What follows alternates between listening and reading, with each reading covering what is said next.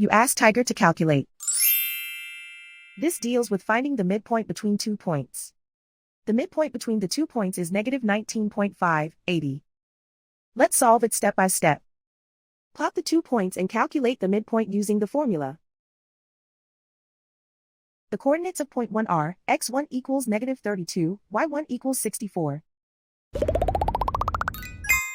The coordinates of point 2 are, x2 equals negative 7, y2 equals 96. PM represents the midpoint of the 2 points.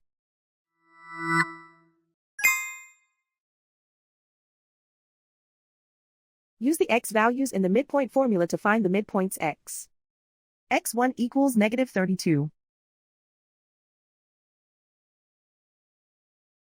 x2 equals negative 7.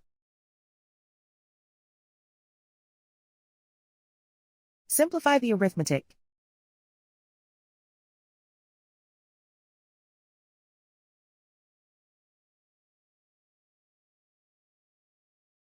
Use the y values in the midpoint formula to find the midpoints y.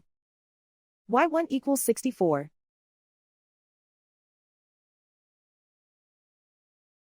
y2 equals 96. Simplify the arithmetic.